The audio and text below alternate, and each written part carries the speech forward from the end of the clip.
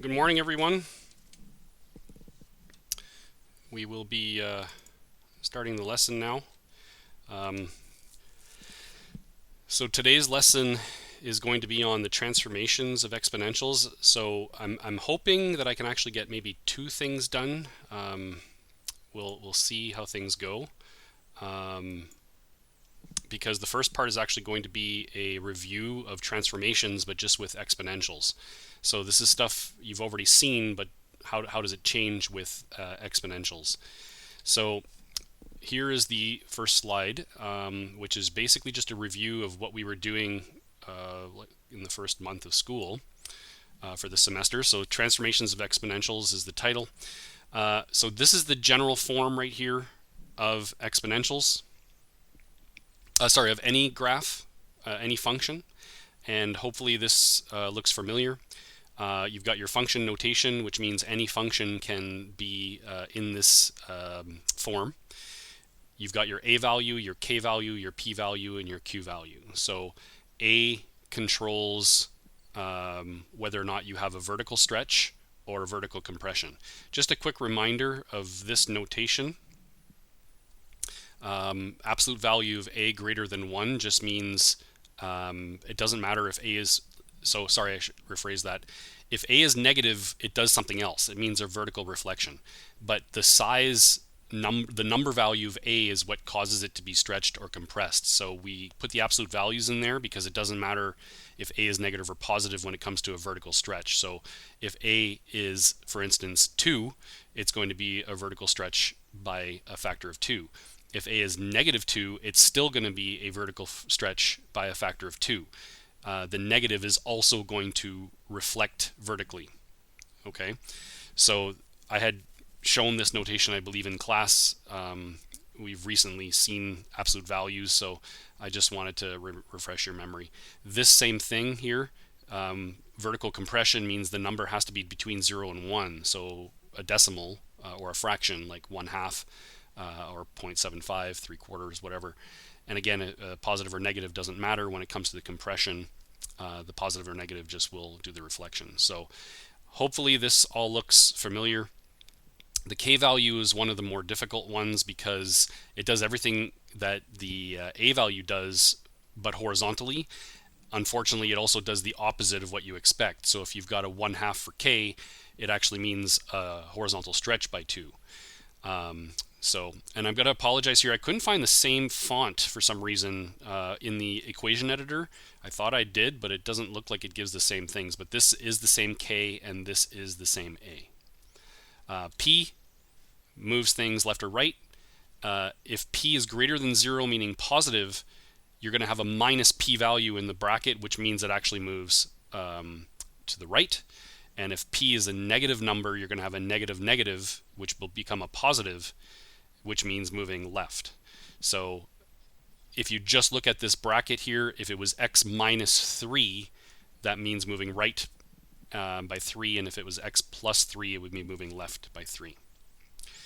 Is everything good? Everybody can hear me? If I can just get a couple of people to say yes in chat, please.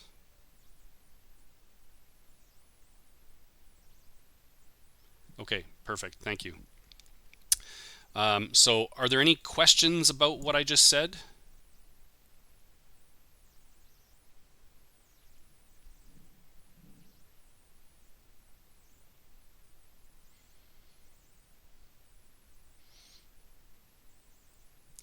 Okay, it's just review, so hopefully that's pretty good.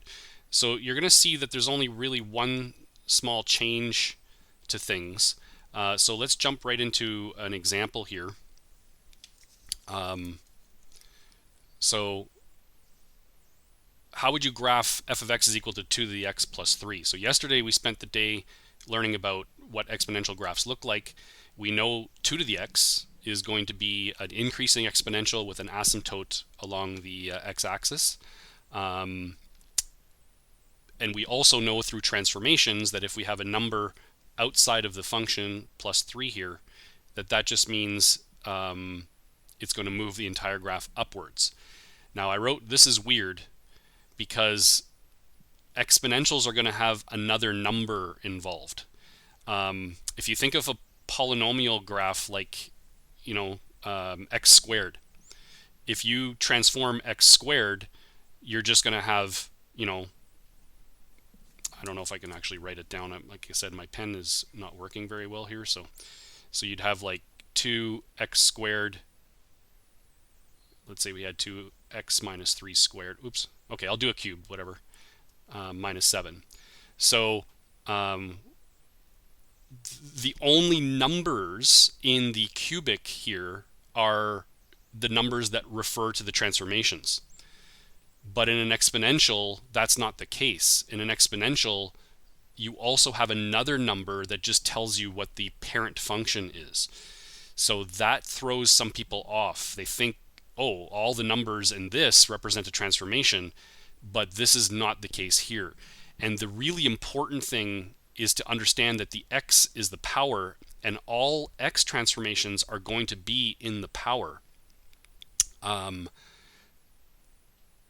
Any other transformation, a y transformation, is going to be either in front of the base or on the outside of the function over here.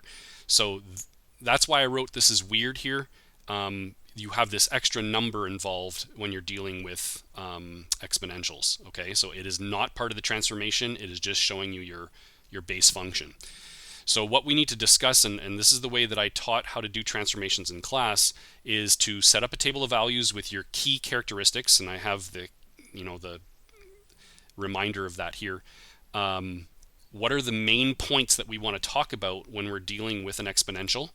And then we're going to transform those points using the transformations, either transforming the x's or the y's based on what's given to us in the numbers. Okay, so what would be our key characteristics? Like, what points should we use for our exponential? So does anybody have a suggestion in chat as to what x value I could use as one of our key points?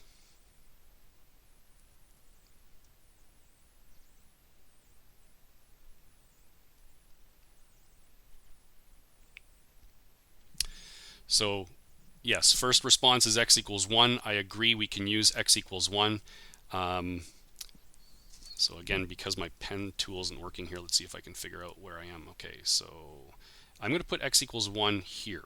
Okay, now we know that when x equals 1, we usually have just our base value as our answer. So 2 to the 1 would be 2. So 2 to the 1.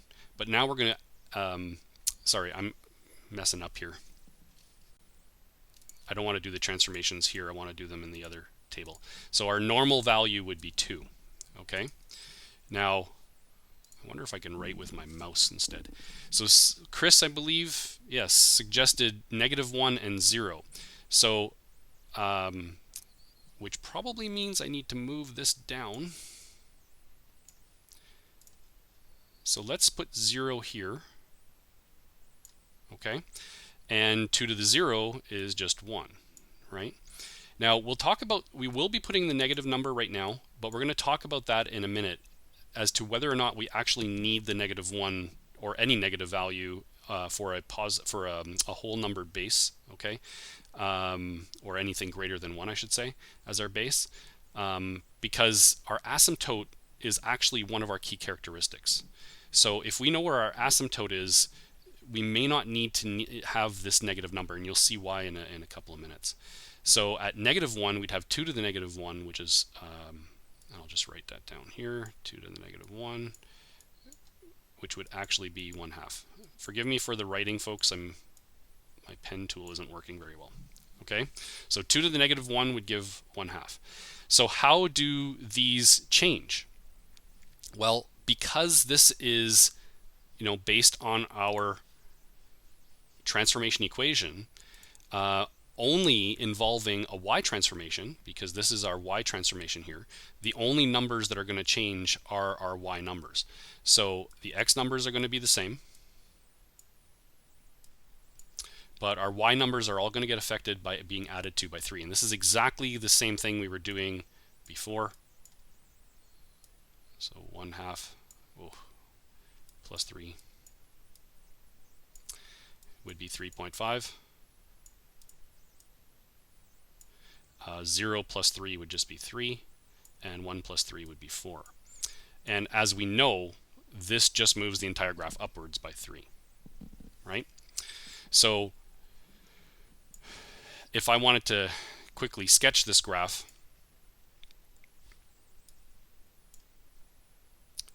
here's what I would do.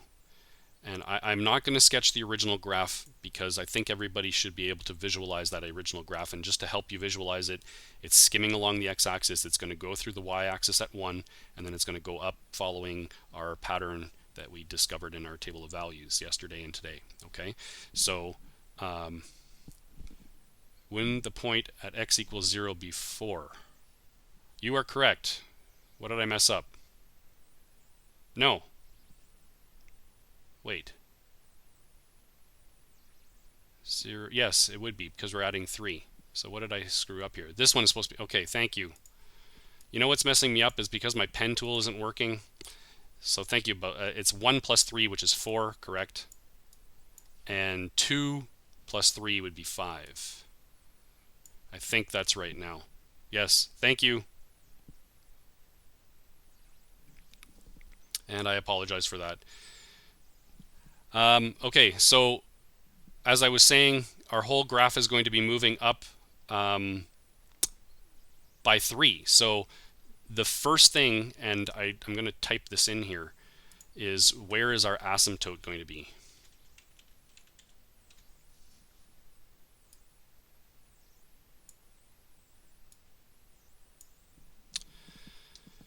So if you can figure out where your asymptote is going to be, it's very much going to help you graph your line.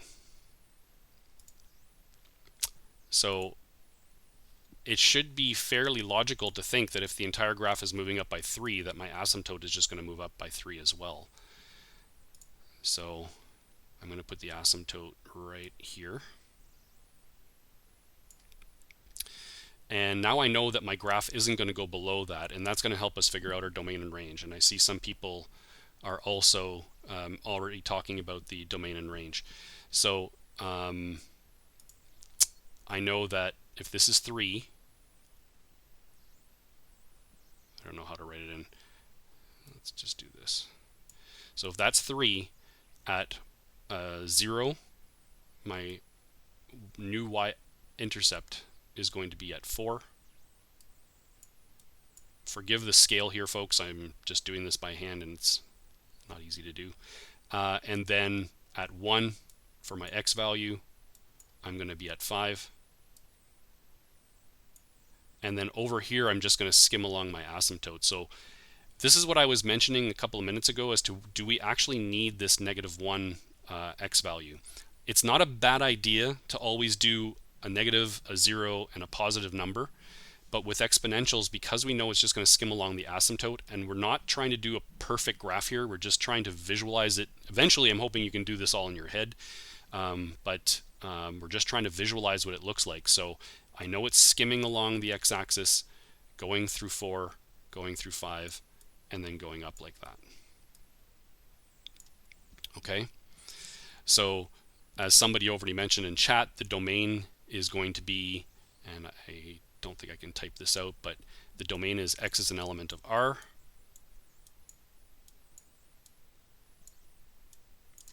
and the range is going to be all values greater than our asymptote. So y is greater than, and it's not equal to because it doesn't touch the asymptote, and then y is an element of R.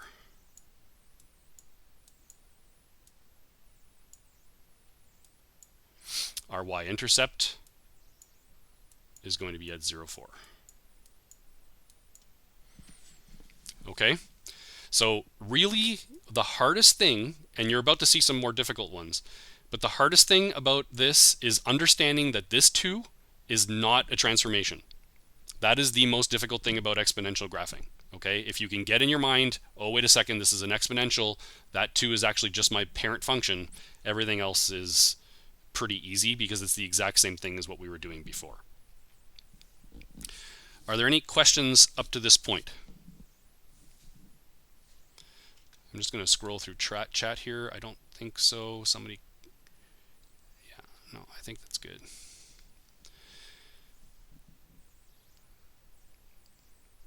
Any questions at all?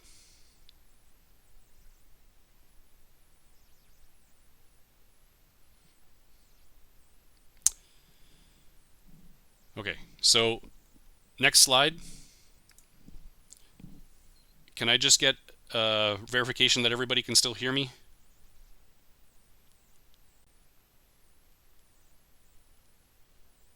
Okay, perfect.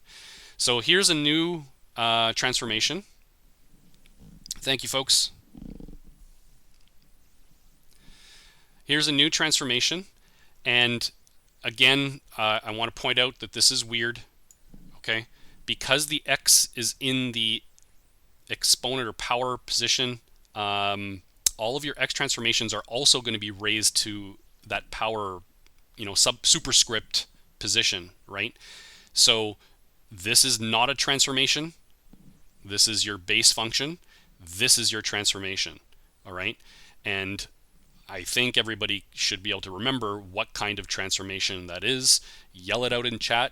Which way are we moving?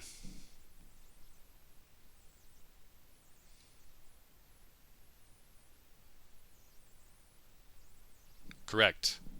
We are moving to the right by 2, which means that our x values are going to change, okay? So because this is an increasing exponential, I'm going to not do the -1 because I know that it's just going to skim along the asymptote. And I also know that because this is just moving right, that the asymptote's still just at the x-axis. So there's no point in wasting our time in doing the negative value if we already know all that, unless we need something in the negatives. Okay, if we need if we need a coordinate, then I would put it. But just to graph it, I don't need it. So we're going to start at 0. And our normal point at 0 is always 1. Okay, then I'm going to go to 1. And our normal point at 1 is always just the base value of our exponential, which would be 3. Going over to our transformed case, we're moving right by 2. So I'm going to take the 0 and I'm going to add 2 to it. And I'm going to take the 1 and I'm going to add 2 to it. And my y values don't change in this case because it is just an x transformation. So again, I'm hoping that you're seeing that this is pretty simple. If you remember all your transformations from before, the only thing that's weird is where the x transformations are, and I'm going to show you a much more complicated one in a minute, and that this is a base value and not part of the transformations.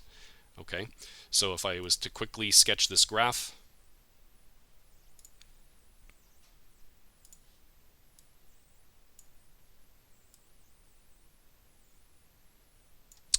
my asymptote is along the x-axis. The graph has moved to 2, 1. I'm just going to use green for this.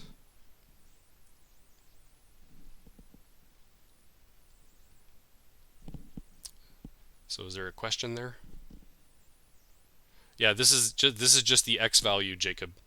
This is the column for the x value. So I didn't write the answer for this. So I'm about to put that on the graph. So this is 2, 1. So 2, 1 right there. And then 3, 3. So 3, and if I put this as 3.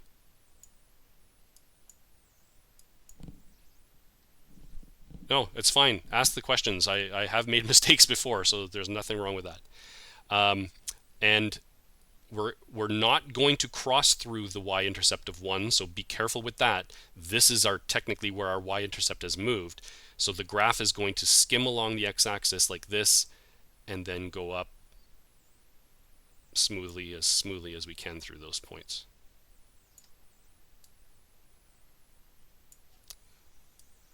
Okay, so again, our asymptote is at our key characteristics with our points here would be our asymptote again. I'm not going to write that in this time.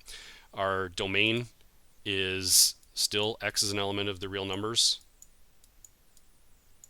And our range is y is greater than 0 in this case, because we only moved left to right, we didn't move up or down.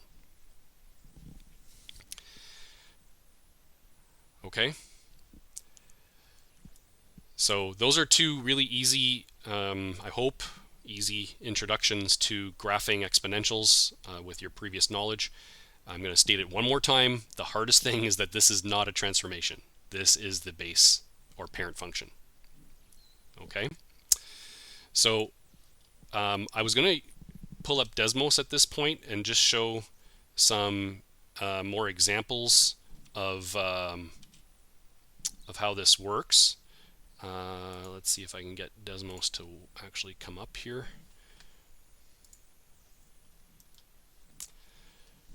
Okay, so I'm hoping you can see Desmos on your screens now. So what other kinds of transformations can we do here? Well, we didn't do an a value. So I'm going to put just, let's do 4 to the power of x as our base graph here.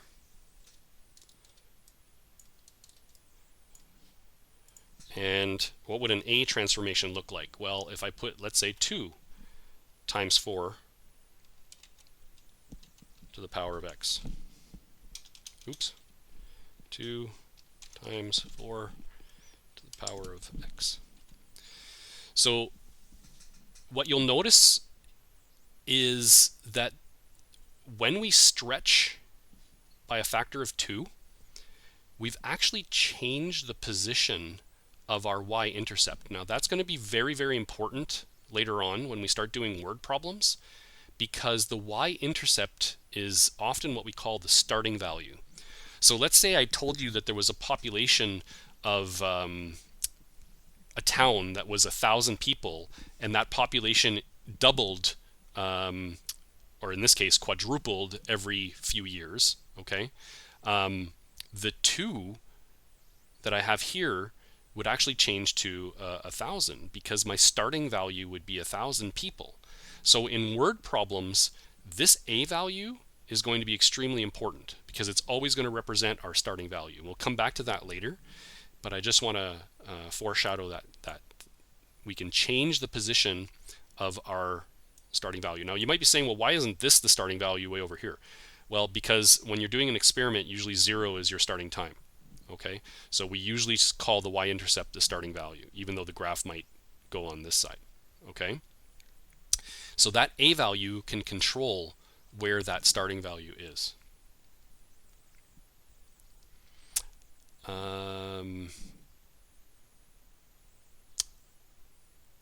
Could we get this same equation by moving to the left by 0.5? Well, let's find out.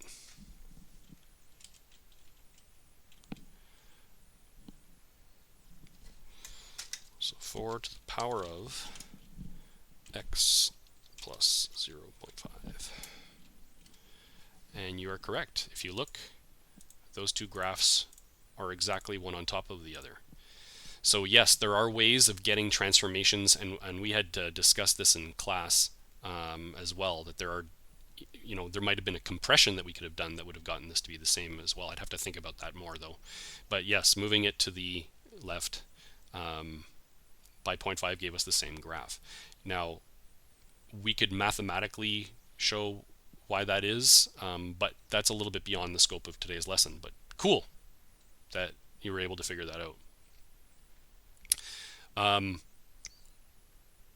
What would happen if we changed our a value? So let me just get rid of this here, to a negative number. And again, I'm just doing this quickly so you can see. So as soon as I put a negative in front, you'll notice that the exponential flipped upside down. If I put a 3 as a multiplication there, then I'm just stretching it by a factor of 3 and also flipping it upside down. So you'll notice that my starting value, as I mentioned, is negative 3, the value on the y-intercept, which is the number for our a. Okay, now I can change that further, by the way. The starting value can be changed further, and I'm just going to go back to this equation here. If I add a number to the end of the equation, like plus 5, now I've not only changed the starting position with the a value, but I've also changed the starting position with the plus 5 by moving the whole graph up by 5. You'll start to see when we start word problems that the plus 5 actually doesn't occur very often in the word problems. Usually the number we're more concerned with is a, but mathematically speaking, we are interested in both of those as to what they do to transform the graphs. Okay. We've also seen that our base value can be a decimal. So if I change that to 0.5, let's say, now all of a sudden I am decreasing instead of increasing. So the plus 5, what it does really is it changes the asymptote's position. You'll notice that the asymptote is now at 5 instead of at 0. Okay. And my starting point is 7 because 2 changed the starting point to 2 by multiplying the 1 by 2, right? The 1 that is normally the y-intercept. And the plus 5 moved everything up by 5 to 7. Okay, so you can play around with Desmos and create all kinds of scenarios much faster than writing out the table of values, obviously, but the whole point is really to try to visualize these in your head and to be able to sketch them as quickly as possible if you ever need them to represent some sort of experiment or whatever you might be doing. Okay. So we're going to go back to our smartboard here, to the next page. Now, I'm trying to scare everybody here. This is the culmination of all the transformations. Okay. When you look at this, it can look significantly more complicated than what we were just doing. So I find it kind of funny that I pull this on you right now. Anyway, if I can't crack myself up, then I'm not enjoying myself. Anyway, so let's talk about what's going on here. Okay, and this is what I meant by this is, oops, wrong pencil.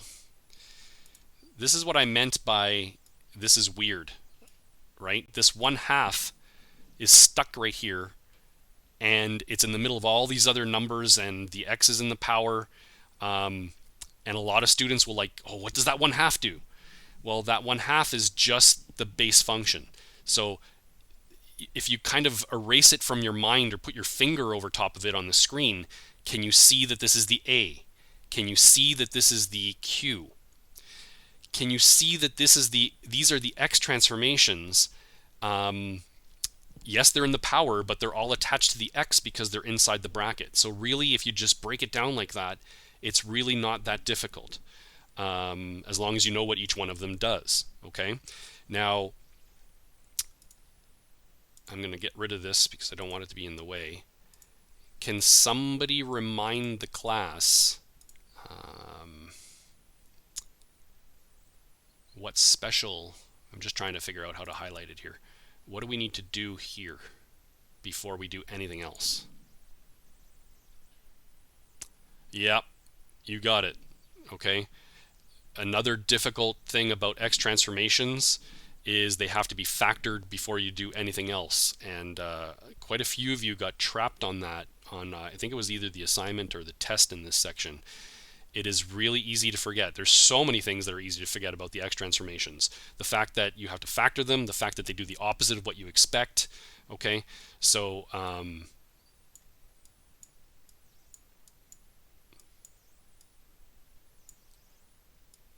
starting to get a little bit better with writing with my mouse here. Anyway, so yeah, this is what it would look like. Okay.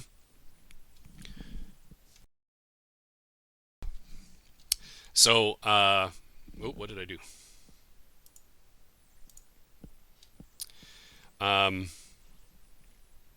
So now we have to set up our table. Now, if we can save a little bit of time here and do all of the transformations, oops, wrong one. Do all of the transformations in one table instead of two. I'm hoping that you're starting to get a little bit more comfortable with that after reviewing a couple of them. Okay, so I've got X transformations and I've got Y transformations. So I'm going to write my original values in black. Okay, so my original values are 1/2 to the power of X. So that's my base function, right? So now things change a little bit in my original values. So remember that a decreasing exponential does this, right? So what are my key values? Well, this side is the one that I don't technically need because this side is the one that's going to be going along the asymptote. This is the side that I need. That means I need more negative values for my x values than I do positive values. So as soon as you have a decimal that's between 0 and 1 as your base, now our key values are going to be 0 and 1. Now, I should have left myself a little bit of room there because I'm going to have to transform those values. Oh, why can't I move them?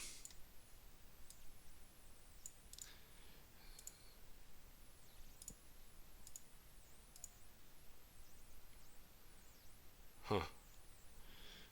Okay, I'm just going to rewrite them a little bit off to the side. So -1 and 0. And I'm not going to need the +1 because the +1 is, like I said, approaching the asymptote anyway. And I'm hoping that you can follow along. Does it make sense that the asymptote's going to be at -4? This is shifting the entire graph downwards. It's the only thing that affects the asymptote. So the asymptote is going to be at -4. Okay. So let's do our y values now, or our f of x values. So at -1, what are our original y values going to be with our 1/2 to the x? Well, at -1, -1 in our x value is going to do the reciprocal of this, and that's going to be 2. At 0, any power of 0, let me put a bracket around this, any power of 0 gives us 1 as our y-intercept to start. So now let's do our transformations. So I'm going to do the x transformations first since I've already written them here, and I'm going to use red to match. So what does this 2 do, chat?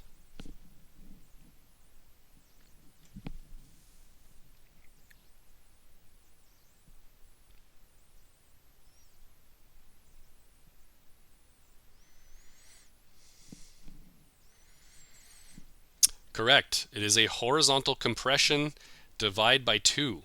So the first thing we have to do is divide by 2 on both of those numbers. And not to waste time because we've already done one recently, this moves everything to the right by 3. So I'm also going to have to add 3 to everything.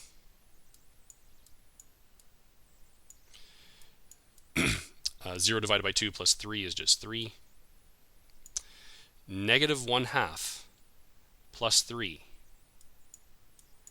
If my brain's working correctly this morning, that's 2.5.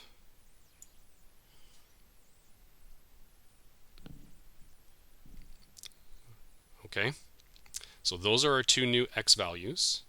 Now for our y values, I'm going to highlight them in green. So this does what it says. X values do the opposite. Y values do what they say. So, oops, that is a multiplication times -3. And then a subtraction by 4.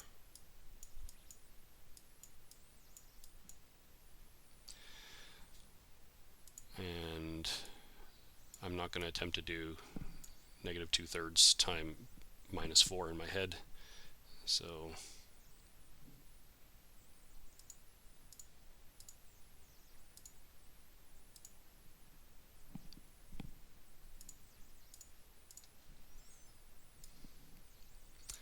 which I feel silly because I should have been able to do that. -2.66. No, wait. 4.66, sorry.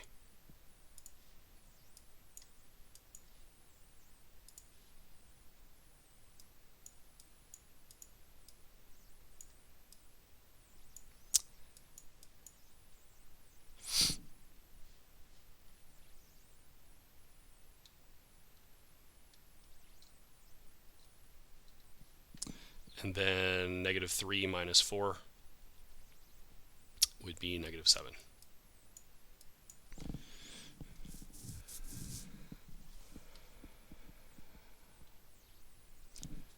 Is everything good?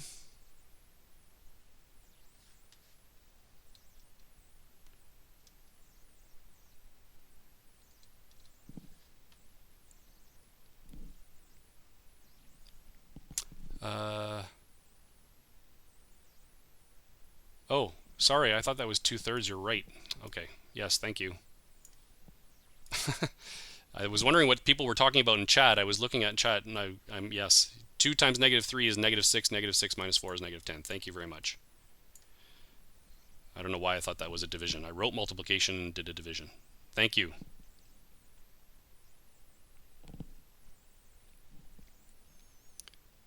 Is everything good now?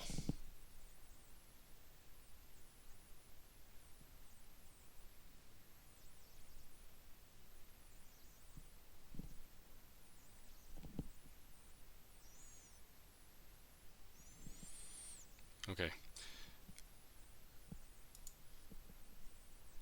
So,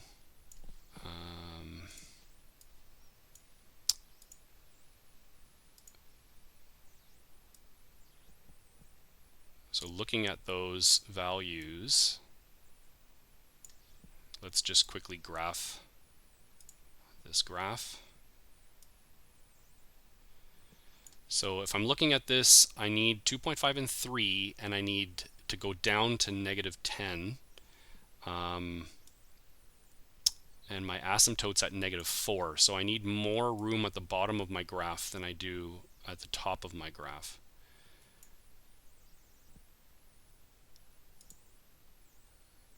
So my y values go all the way down to -10, and I'm going to need -7 as well. And I'm going to write -4 here.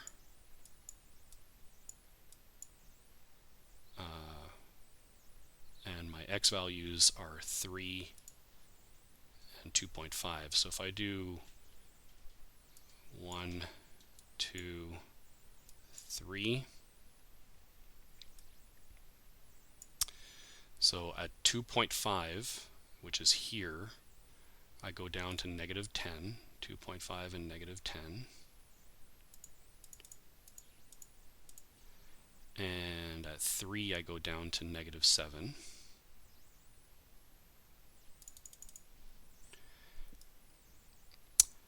And I'm going to draw my asymptote at -4.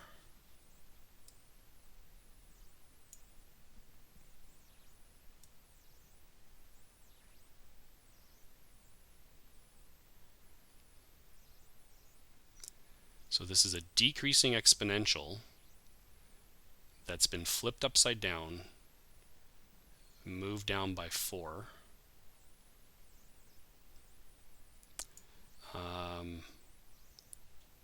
You know what? I may have to go to Desmos to just make sure that I'm drawing this right.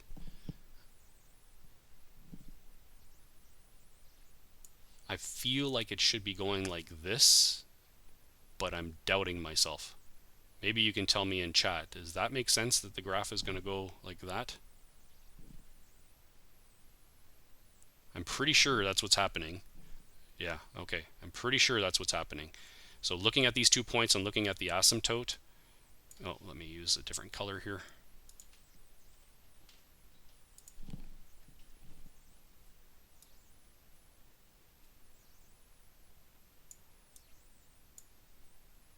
These are not easy transformations. Obviously, if I'm second guessing myself, but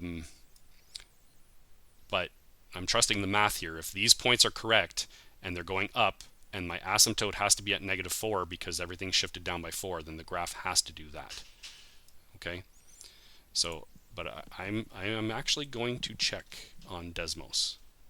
I want to just make sure that that is correct.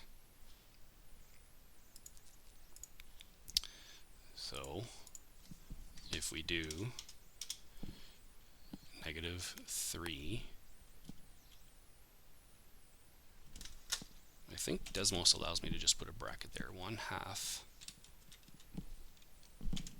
to the power of 2x minus 6 bracket minus 4. And there's our graph. So like I said, the asymptote's at -4, and the graph comes up towards -4. There's our 10 at 2.5. Okay, so we did have it right. Love Desmos. Okay, so that's that. I believe that was the last example, folks. So we're 42 minutes in. Anybody willing to give me 15 more minutes?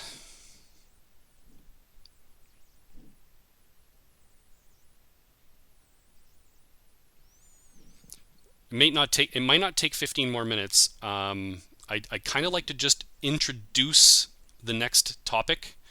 So at least 5 more minutes. And the next topic is solving exponential equations. So let's do it.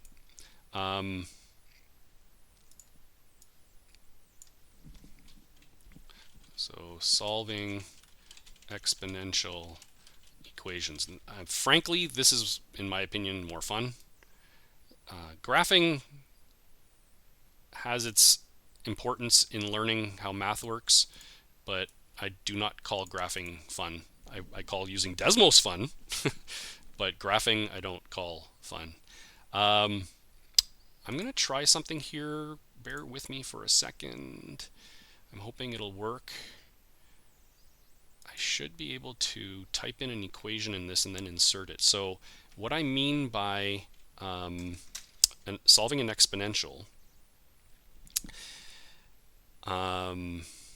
if I said 2 to the power of x equals 1024. Come on, technology, do not fail me now. Whew, okay. That should be a lowercase x. I'm not sure why it came up as a uppercase. When is math not fun? There are more fun parts of math than others. Can we put it that way?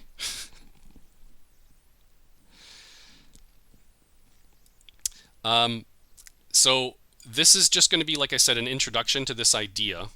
And I'll show you where we're heading with this in a couple of minutes. Yes, Asher, you are correct. That's what we're going to do. There's 2 ways of solving this. There's a guess and check way, and there's what we call logarithms. And we will be looking at logarithms later on. But logarithms are usually used only when the solution isn't easy to figure out by just guess and check. Okay, so the idea here is what we want to do is try to get both bases the same. Okay, so I have 2 to the x on this side. Is there a way to raise 2 to the power of something to replace 1024 by that number? And switching to my calculator here for a second, and some of you have already figured it out, but I just want to show it. Okay, switching to my calculator here for a second, what you would do is 2 to the power of 6, and that gives 64, which is not 1024. 2 to the power of 8. Oh, we're getting closer. Now somebody's already said that the answer is 2 to the power of 10. And it's guess and check, okay? That's all we're doing here. So 2 to the power of x equals, what we would do is make the bases the same and then figure out what power goes here. Now, because I don't have my pen tool, folks, I can't show you what I normally draw on the board, but visualize this. Dragon to the sheep equals dragon to the 10. What does sheep equal? And there's my sheep coming back into play here. The logic, and this is the most important thing in this next step. This next step is not technically mathematical. We are not dividing by 2. We are not subtracting by 2. We are dropping the bases. Sorry, that's a really bad joke.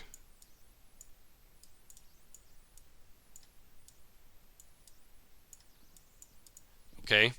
We just drop the bases at this point and write our final answer, because the logic is dragon to the sheep equals dragon to the 10. That means dragon equals 10. We just write x equals 10. We didn't divide by 2. We just eliminated the bases logically, because the two exponents have to be the same once the bases are the same. Okay?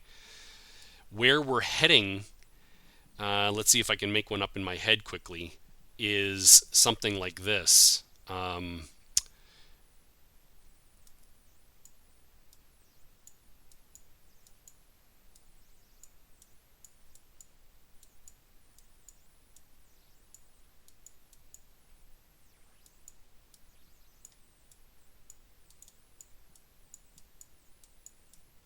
That's where we're heading. Solve this equation, which some of you may already know how to do if I'm reading chat properly. Okay, this is where we're heading for the next lesson. Could you solve that? Okay, so it's just basically the exact same idea, but there's a little bit of algebra that's going to be involved. Okay, so that's going to be tomorrow's lesson, at least the beginning part of the lesson. I feel like we've done enough for today at this point. Okay. So I'm going to stop recording. Yeah, thank you folks. Have a good day. Bye-bye.